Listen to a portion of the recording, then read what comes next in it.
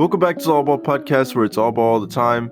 You are here with your host, Sean and Isaiah, as always. This is episode number 28, and today we're going to talk about the 2022 NBA All-Star Draft, and then we're going to talk about the bigger picture, which is the trade deadline. But before all that, Isaiah, how you doing today, man?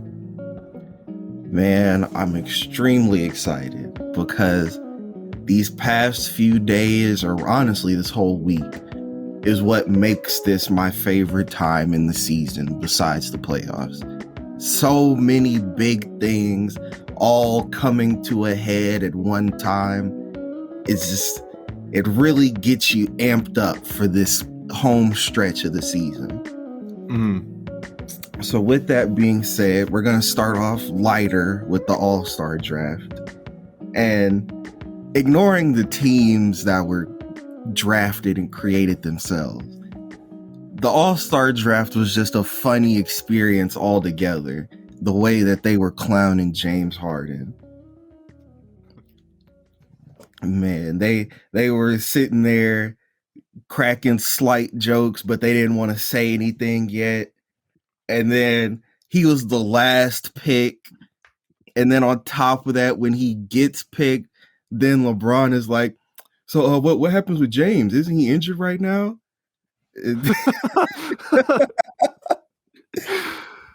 Bron's instigating.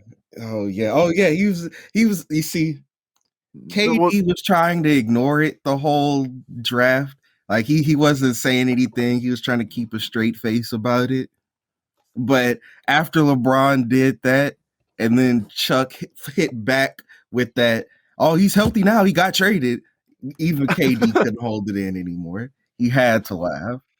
That's what I was saying. Charles was on KD. Like Charles did not care. He was straightforward. Oh yeah, he was just straight. But that's how Charles is.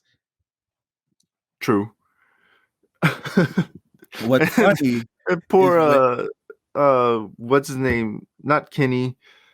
Ernie. Ernie. KD. That's what I was just about to say. That's what I was about to say. About how he asked KD how he was feeling when he would be back from injury, and he just said no. Yeah.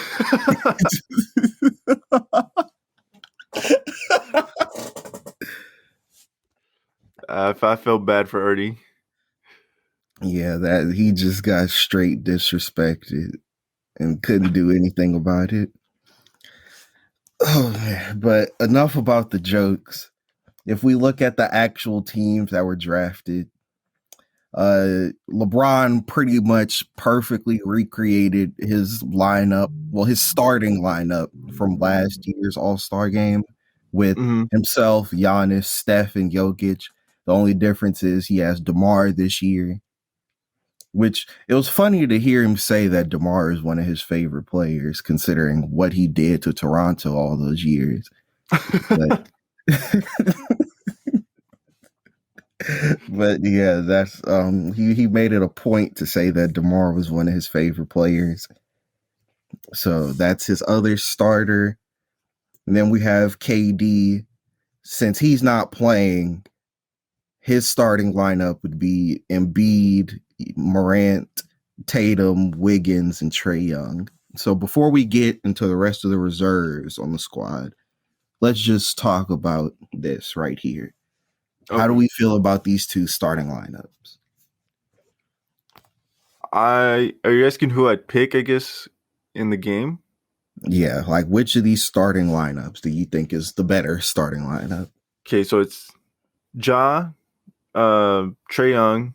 Who was taking okay, so it's Ja, Young, Tatum, Embiid, and Wiggins, right? Yeah. Starters for Durant. And then it's gonna be Bron, Giannis, Curry, DeRozan, Jokic. I think I'd be crazy to pick Bron. Yeah, I think that's definitely clear cut. Who would win in a series in that starting versus starting lineup? Yeah, absolutely. It's not even close. I don't understand what KD was thinking with some of his picks, but hey, man, I think Katie had too much other stuff on Yeah, he too much on his mind. he was worried about too many other things. And then he was probably like, man, I'm not even playing anyway. I don't care.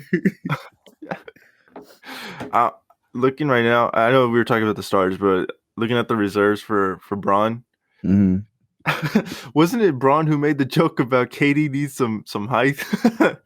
Oh, or yeah, that's why he told him to get Gobert. yeah, Braun didn't pick a single forward or center for his reserves. Yeah, the closest thing to a forward is Jimmy Butler, Mm-hmm. who's like 6'8". I think, yeah, he's 6'8". Yeah, so he's telling KD to get some size. He's the one that needed some size. This man KD has 3 centers on the team. Yeah, I mean, it sucks that it came down to Gobert and Harden at the last. Was it Gobert? It was Gobert and Harden, right? The last Yeah, game. it was Gobert and Harden. Yeah, Which and I gotta say, man, I feel really bad for those guys who go last. Like they get excited, like, yeah, I'm an all-star just for this draft to happen. And you see you're the last person picked, like that's killer. I mean, Harden only earned that because he asked for the trade. Yeah. I'm not even worried about Harden. We know why Harden went last. That's out the question. It's Gobert that I feel bad for because he was when the real last pick. but when Draymond was clowning him like a week ago about crying when he didn't get picked, Exactly. he's gonna cry about He's getting gonna cry about last. being the last pick.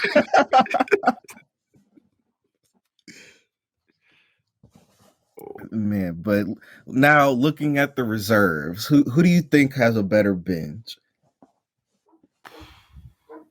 I'm gonna go. I think I just have to go LeBron too. Well, I mean, they don't have size, Yeah. so just talent alone, I'm gonna pick Braun. But I think if I really wanted to play like a real game, I'd have to go Durant's bench. Okay, yeah, I can see that because if we look at LeBron's bench, we have what is that? 4 guys who are under 6'3". Mm-hmm. Yeah, 4 guys under 6'3", and then 6'5", 6'7", and 6'8". Yeah, I don't think you're winning very many games as a real team with that bench, but after all, it is the All-Star game, so Yeah, hopefully things play out differently. And then again, LeBron has Giannis, and Giannis is like, I believe he's the leading points per game scorer for the All-Star game. So, yeah, that I think that means a lot more than having a bunch of guards on the bench. you basically have 4 forwards starting for LeBron, and then Curry, and then you got 2 really small guards in Morant and Young. Well, then there's Wiggins. I don't even have to say anything about that. You got Tatum, who's having a terrible season, and then Embiid and Morant are really the only guys that can. I guess I don't know. They're gonna have to pull up to the game with some icy hot and a brace because their backs are gonna be sore. They're gonna need to talk to Shaq about a discount. Are you suffering from back pains?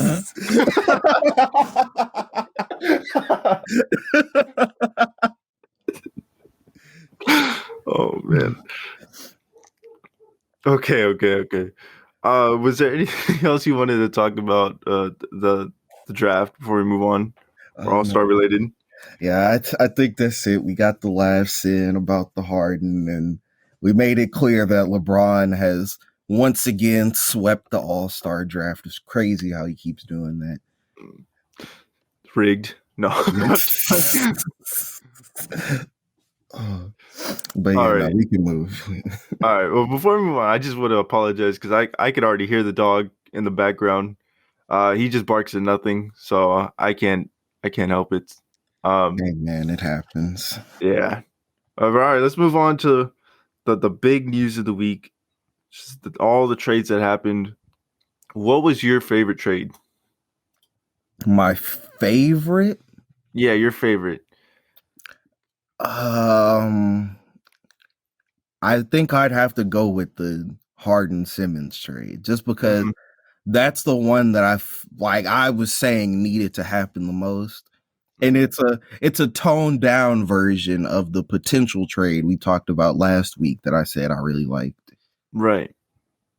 Yeah, because at the end of the day, that trade had all three teams getting what they wanted. And so now we have the Nets and Sixers getting what they wanted, and then the Celtics are still just the Celtics. But yeah, I really like what that trade does for both teams. It finally lets Ben Simmons get back out on the court. It helps. And actually, I like this more for Brooklyn than I even like the mock trade that we talked about last week. Because in that trade, they got Jaylen Brown. Right. And in that case, that takes away a real primary playmaker from the team. Mm-hmm. But now for them to get Simmons, they get a playmaker to a fault. And then on top of that, they also get elite defense, at least at 1 through 4, with good defense on the 5 as well. I don't see how anybody in Brooklyn could hate this trade. And then as for Philly, you get rid of this guy who was taking up a roster spot but wasn't playing games. And on top of that, you get back an all-star caliber player. Well, an all-star player, since he is an all-star this year. Mm-hmm. But an MVP caliber player when he's at his best. When Embiid is having an MVP caliber season himself.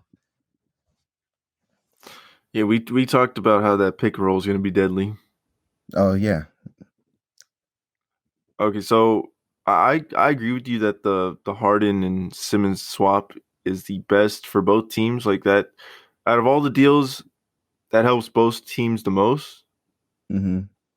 You know, even for like the 76ers, they get, I mean, not 76ers, the Nets, they get younger and they get a little more draft compensation from what they gave up to the Rockets for Harden. Mm-hmm. But I'm going to pick a different deal that I liked. Okay. It's smaller. It's the Hornets getting Montrezl Harrell. Okay. I like this because they got a center. It's not a defensive center. It's not a defensive center by any means. He's still a decent center, I guess you could say, but they didn't give up much. They gave up Vernon Carey and Ish Smith. Ish Smith, yeah, for Montrezl Harrell. I But think that's if I'm gonna be honest, I think that's the only problem that I have with this trade, that they gave up Ish Smith, because Ish Smith was actually like pretty good for them. Mm-hmm. So for them to give him up in a trade, I'd say that hurts them a little bit at least. He gave good, solid guard play off the bench. Mm-hmm. So if I were Charlotte, I would have personally found anyone else to put in that trade. But hey, if it works for them, it works for them. We'll see how it plays out. Okay, what was one of the deals that surprised you? Surprised me? Yeah. There's two that surprised me. The big Sabonis Halliburton trade, that one really surprised me. Yeah. And then the Porzingis Spencer Dinwiddie trade. I'm going to say that the Sabonis and Halliburton one probably surprised me more, since it came earlier in the week. So it wasn't even that pressure to hurry up and make trades happen before the deadline. Right. So for something that crazy to just happen on, I think it was Monday or something around there, that was just wild to see. And then the Porzingis and Spencer Dinwiddie one, that one got me because there was no chatter from the Mavericks moving Porzingis, at least that I saw. Yeah, In we fact, we had talked about it.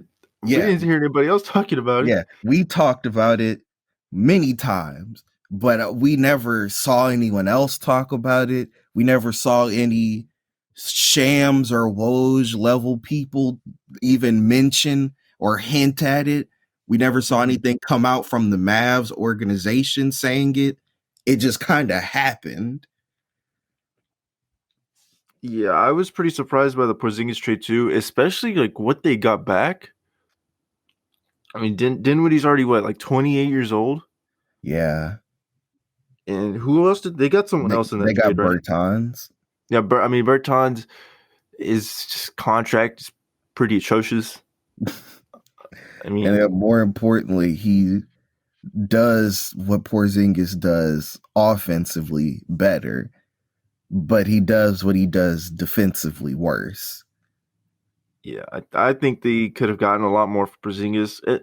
Maybe not a lot more, just something more what they needed. Yeah, they could have gotten something that they legitimately needed. I don't like this deal because it gets them Spencer Dinwiddie, but they didn't get rid of Jalen Brunson.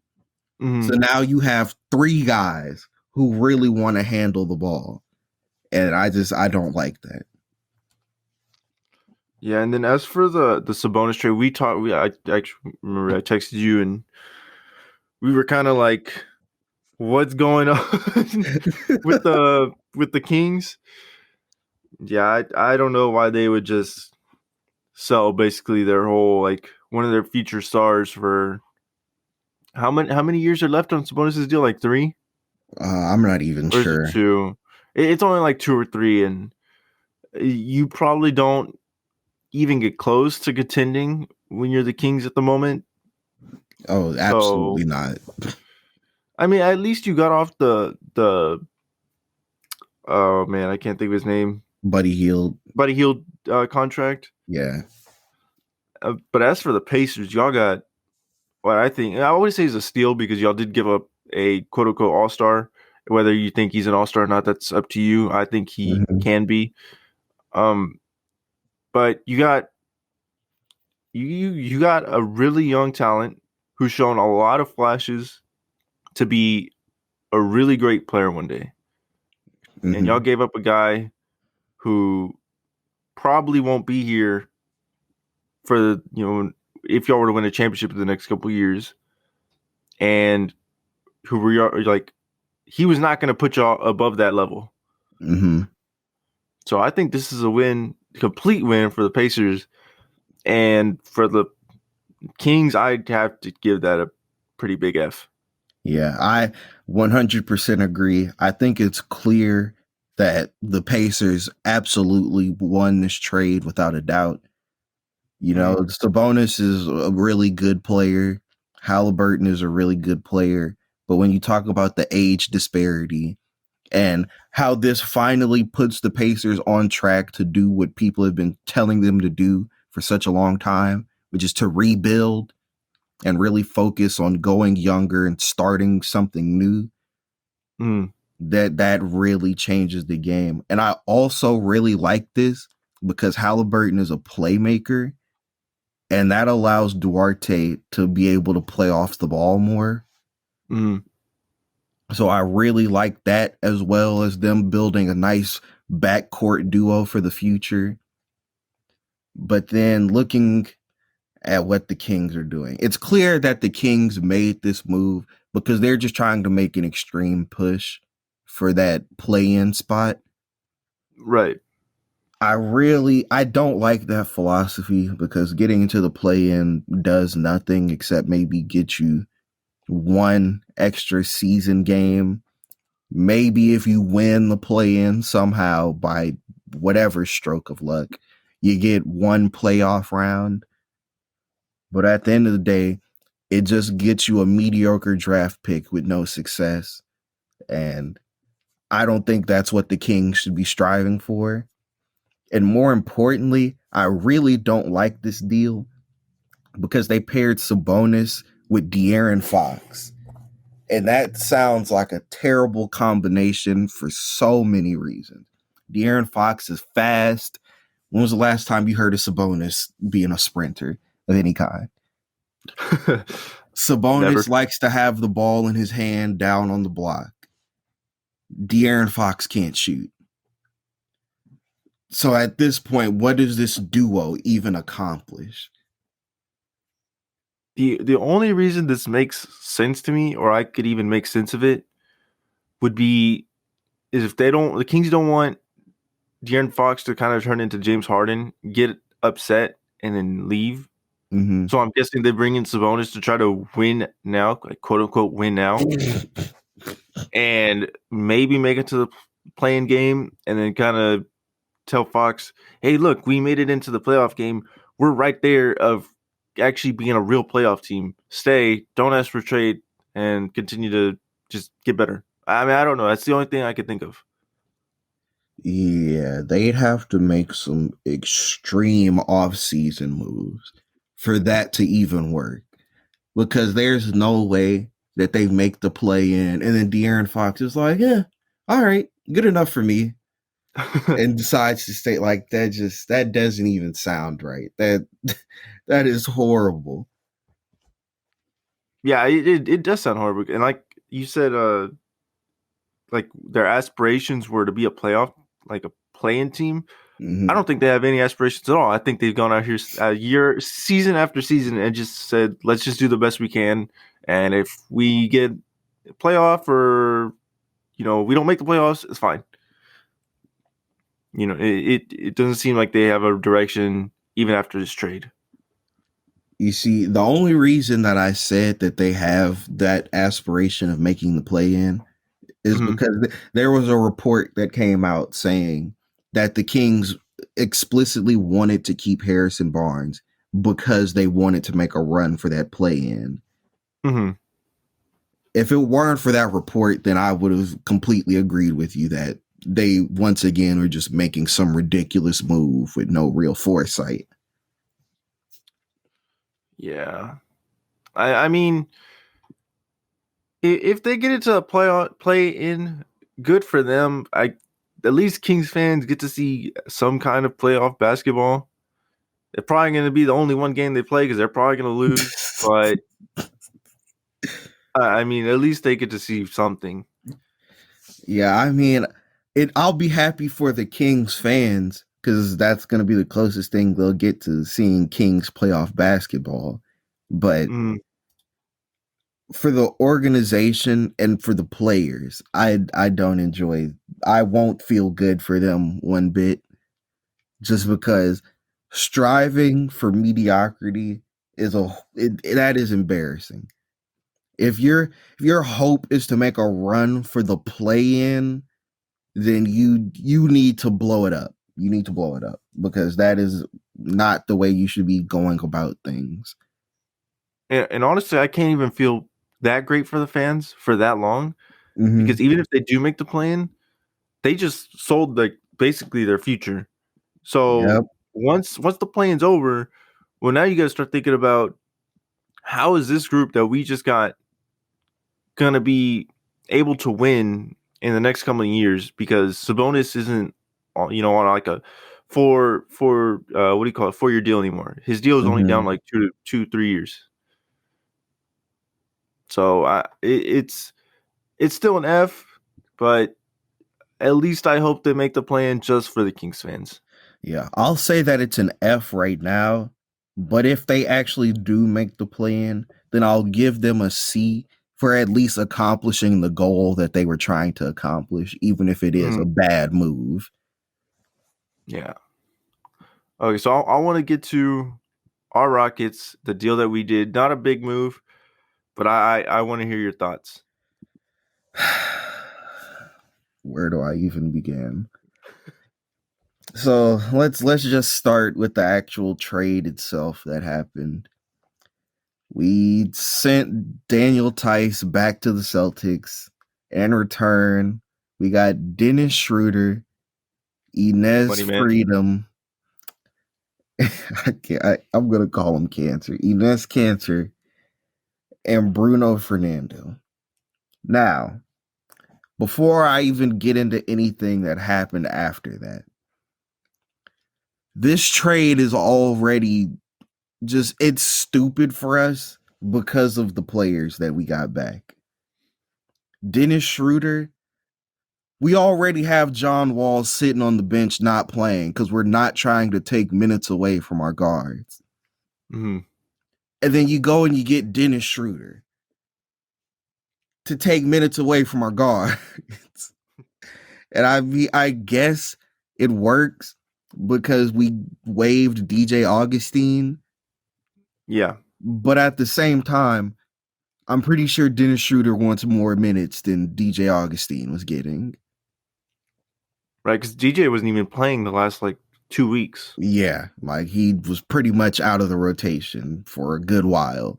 Mm-hmm. So to have Dennis Schroeder come in and now we have to make a way for him to fit since we can't trade him because the deadline's passed. So yeah, I really don't understand what's happening in the front office to make a deal like this besides getting the Tice contract out of here. Mm-hmm. So I've been happy with everything Stone has done for the organization. I feel like every move he's made has been at least logical, and most of them have been pretty, good moves. There have been some that I haven't liked, which was turning Oladipo, basically betting on Oladipo last season that he was going to be able to bring us something good. When we ended up getting Kelly Olynyk and something else. I don't remember what else we got. Mm-hmm. And I think the Tice signing was good in theory. Yeah. I don't think we thought that Sengun was going to be as good as he was to start the season. Yeah. And now this, before the trade, the contract looked terrible. It looked really bad. We had him for 3 more years or 2 more years after the season ends. Mm-hmm. And he wasn't playing at all anymore. Yeah. Imagine having a guy on your roster for 2 years who doesn't even make the rotation. That's terrible, man. That's terrible. Well, it's basically what we have in Nwaba, but I still like the idea of having Nwaba on our team just in case. Yeah, he's a good, all right, if there's nobody else, play him kind of player. Yeah, he'll hustle at least, but yeah. We get, like you said, the money man himself, Dennis Schroeder. You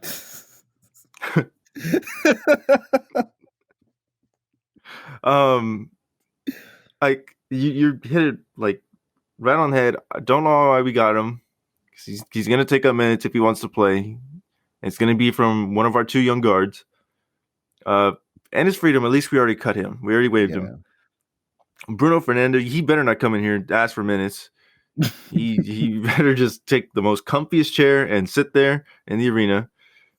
Man, he doesn't even deserve the comfiest chair. He's gonna take whatever chair he can get because him coming here took a chair away from Armani Brooks. So because of that, Bruno Fernando can sit on the floor for all I care. You're right. Yeah, I'm gonna miss Armani Brooks. He definitely wasn't playing well the last 2 weeks or so, but he definitely did not deserve to get waived. Exactly. I think he still had a lot of talent left to discover, but I guess that's just the business, Yeah, man. Just like how Halliburton had to learn that the hard way, Armani had to learn it the hard way too. Yeah. So we talked a little bit also about Eric Gordon not being traded. I've also heard a lot that the Rockets were offered first-round picks, but a first-round pick, one from each team that they got an offer from. It was one first-round pick, but it was in the high 20s. Oh, goodness. To mid 20s, and I'm guessing we didn't accept the trade because we weren't getting the first-round pick that we liked. I'm not sure about us not trading Gordon because at this point, going into the summer, he kind of becomes more of a expiring contract type of guy. Yeah. And then on He's top of that, he's getting up there in age. Yeah, he's getting older. He's 33 right now. Yeah. Yeah, not sure. So, I'm not starting to question Stone just yet because I still think that he's came in here and done his best job as he could trying to replace Morey. But at the same time, this deadline kind of sucked for us. Oh, I think we could have made a move. That's an understatement. Yeah. On top of not moving Gordon, because I can at least somewhat forgive them for that. Well, I mean, forgive Stone for that. Because it all depends on what you're getting back. And I don't think getting a mid-20s pick is worth moving Eric Gordon. Like, at the end of the day, that's just not a fair trade in any sense of the word. And I think it was the right move to at least just keep him and let him keep balling out for us. But this is where I have the problem with Stone. It's the fact that he even entertained a Wall for Westbrook swap. That is where I draw the line with Stone. Because these guys were already traded for each other once. We specifically traded for John Wall because we wanted to get rid of Westbrook. So why on earth did you even bother to pick up the phone and listen when the Lakers called to give us Westbrook back? What is he going to do for us? The exact same thing that John Wall would do if he was playing. He would give us whatever production just for us to still lose games and take minutes away from our guards who need to develop. Okay. So it was already rumored that if we were trading for Westbrook, he was going to get waived. Like we were going to, or that, how could I put this? It was going to come to a buyout and he was more likely to give back money than John Wall was. But the main reason we were trading for Westbrook is because we were going to try to get that 2027 first round pick, which because the Lakers are probably going to be bad in 2027, if they don't sign anyone, then that pick should be valuable. But yes, I do agree with you. Doesn't make a lot of sense to try to trade them again. Oh man, I can't speak. But if you think about it, though, we flipped Westbrook for John Wall in a first, and then we would have flipped John Wall for Westbrook in a first. So I don't think it would have been that bad. It was questionable, but I don't think it would have been terrible because we would have got 2 first-round picks swapping the same dudes for each other. Yeah, I mean, it's good in that sense. But at the same time, there comes a point where stacking all these picks just kind of becomes redundant, like what the Thunder are doing. Because you can build all these picks, but none of it matters if the draft if something goes wrong in the draft, your number falls lower than you wanted to. Now you have a mediocre pick because it's a weak draft. And so many things can come into play there. Right. So I think that's one of the reasons why we didn't take the lower pick for this year's draft because we already have 2 picks for this upcoming year in the first round, I think. So, I mean, adding a third and probably we're definitely going to get like a top 5 this year. Or at least hopefully. Yeah, we're the bottom of the league. Yeah, I hope so. Well, not the bottom of the league, but the bottom of the conference. I mean, right. We definitely, if we don't get the lottery odds in our favor, I would be very upset. Then we're probably going to have, was it the Bucks pick this year or is it the Nets pick? I don't know. I'd have to check. Okay, well, it's either one of those. So whoever it is, it's going to be in the 20s, regardless. Yeah, because they're both really good teams. Right. So adding another 20s, does that really help us right now? Or should we kind of how we wanted to do with the trade, get a 2027 pick and hopefully that something in the future is better? I don't know. It's just kind of my theory and what I've heard on like Twitter and Bleacher Report and stuff. Yes, but I wasn't done with my rant about the Westbrook. Okay, I'm sorry. Sorry. Because while, yes, there are things that could have happened in order to make it not so bad, like getting a pick and then waiving Westbrook and he gives some money back or whatever.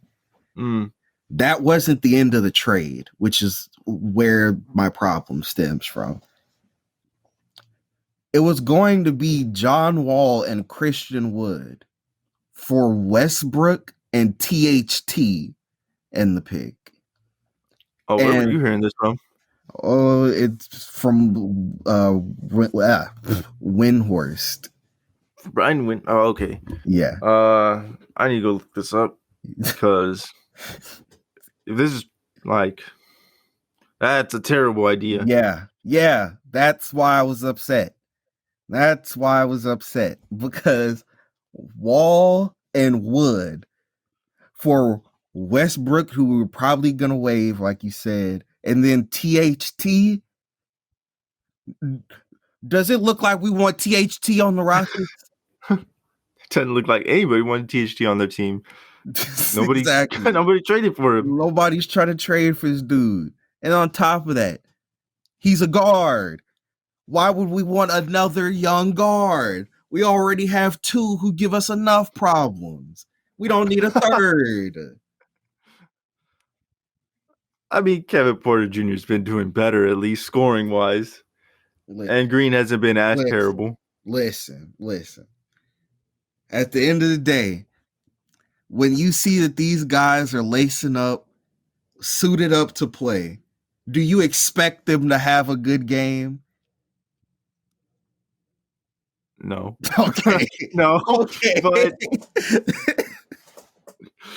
no, but I would hope they do. I mean, I think in the future it could turn into that. That's two very different things. Hoping and expecting are two very different things.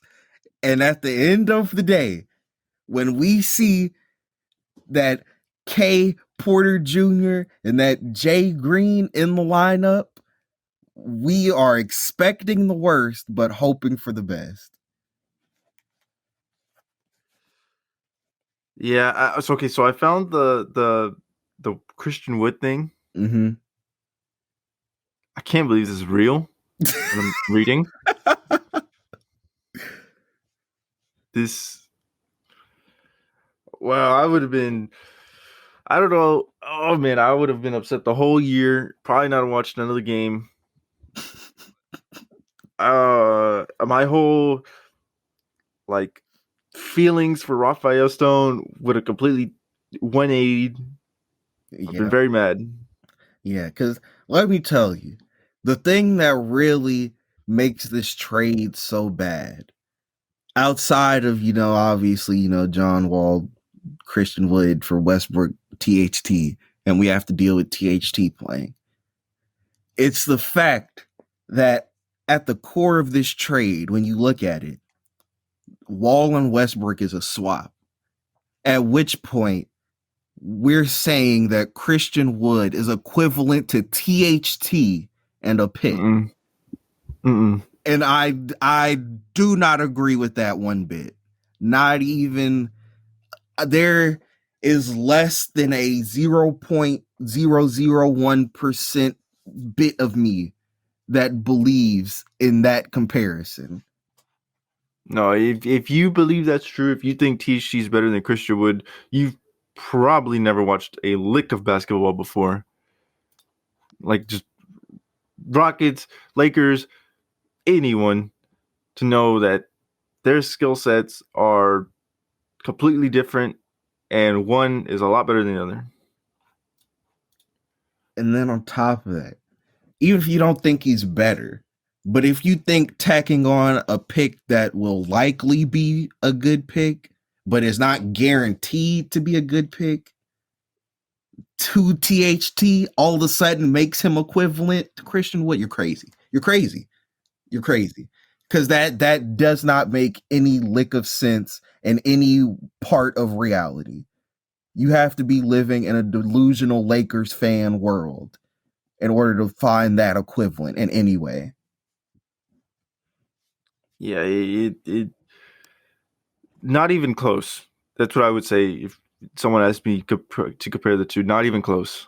Because Christian Wood, although he has so many defensive flaws, he doesn't play make for himself that well. His offensive game is just something you don't see much in many big men. Exactly. Like yes, the game has grown to where the big men nowadays can stretch the floor, but he's gifted like Jokic. How do I put this? I don't want to sound like a casual and like slander Jokic, but I don't want to use Jokic, but I don't want to use anybody. Okay. I'm not going to use anybody. I'm not going to go out on that limb and say that. No. I wasn't going to say anything bad. I was just going to compare the two. But then I realized who I was comparing him to. Literally the top 5 guys in the league. And I caught myself. Before I fell down a long, long fall. So, oh, man.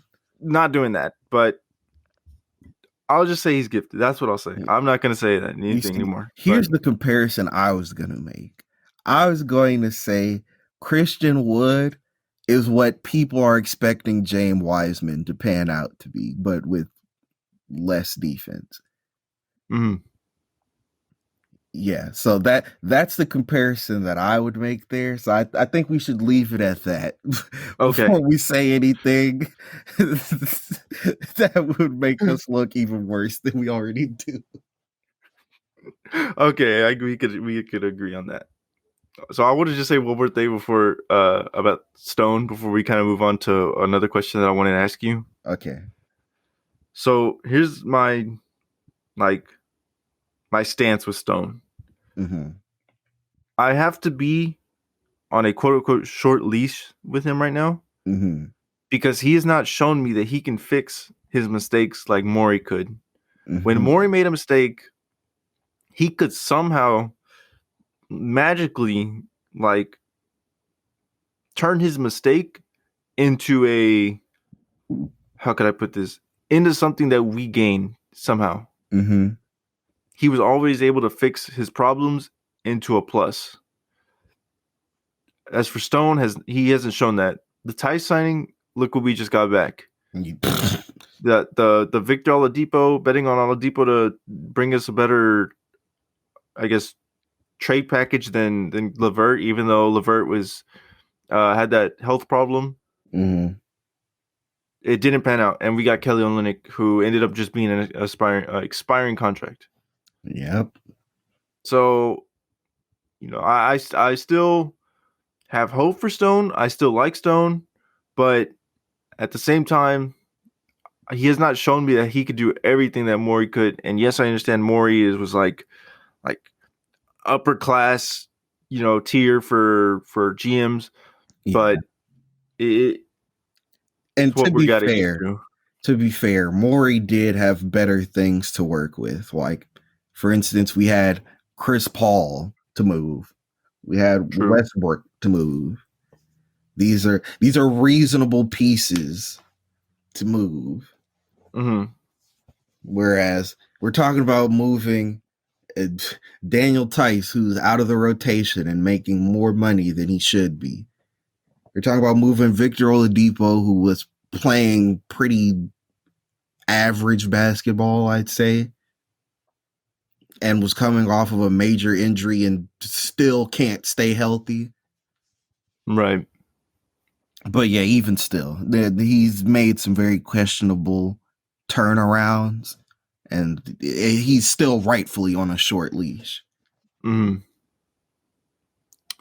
Okay, so was there anything else you want to talk about, like Rockets-wise, before we kind of moved on to this next question I want to ask you? No, I think that's it. Okay. So, still regarding the deadline, who were you upset? Which team, which franchise were you upset with that they did not make a deal? If I had to say that I'm upset with a team, yeah.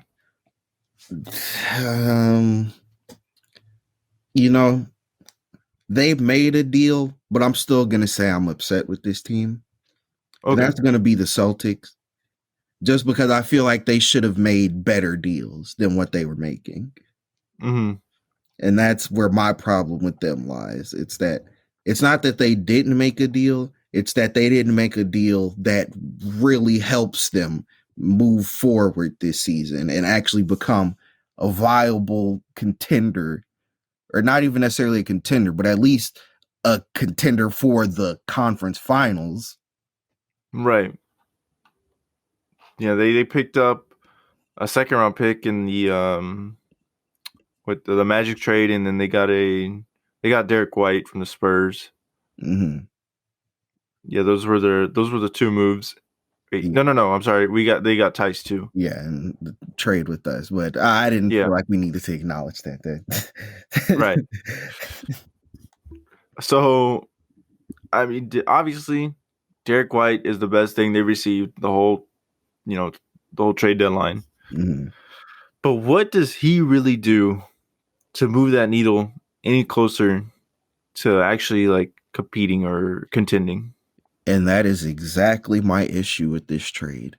When I think of Derek White, I think of him as, I wouldn't necessarily say a copy of, but someone in the same vein of Kyle Anderson. When was the last time Kyle Anderson was an impactful player on a team? I didn't know he was one ever. And that's my point. So why they think Derek White is going to be someone who makes waves for this team and really propels them somewhere, I have no clue. I don't see it. I do not see it. And it's really embarrassing for the Celtics. Mm-hmm. I think they really should try to like, how could you put this? Shop Marcus Smart a little more. Mm-hmm. I think he could have been expendable because his contract's so big, and they could have got something back better than what they did. But yeah, they were pretty disappointing. I was gonna actually say the Suns, just Mm-hmm. because I think they should have got traded for Eric Gordon. But no, they made some moves. They got Torrey Craig back, which is, I mean, that doesn't really help you a ton. They also got Aaron Holiday. That also doesn't help you a ton. It's not like a lot of these trades, other than like the Porzingis trade, the Ben Simmons trade, they really don't help teams much. I think they were more of just like trying to move salaries around to make better for the future, or so they can dodge that luxury tax. So yeah, I mean, I'm gonna still stay with the Suns, but yeah, Now, Suns, yeah. a team that I'm not upset didn't make a trade, but I just want to acknowledge that they didn't make a trade is the Lakers, of course. That is peak basketball comedy right there. This team has been the butt of many jokes from us and the general NBA populace alike. And if that wasn't bad enough, you have even the players on the team admitting that this is not conducive to winning a championship, despite their hopes at the beginning of the season.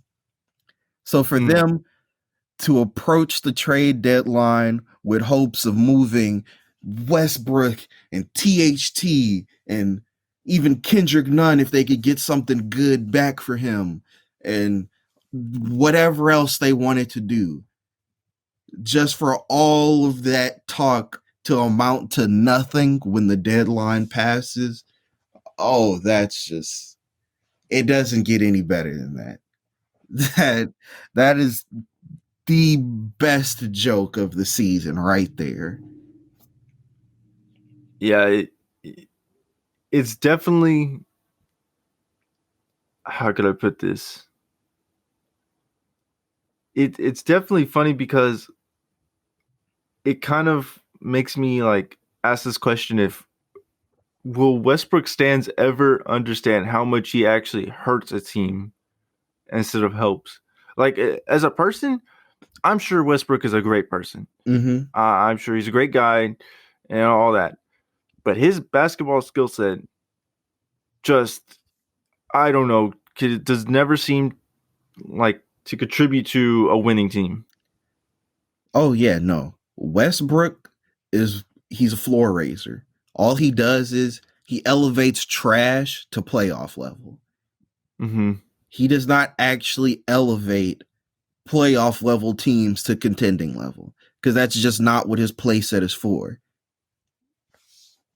His play set is for exciting ish basketball and it will win you some games, but it's not winning basketball.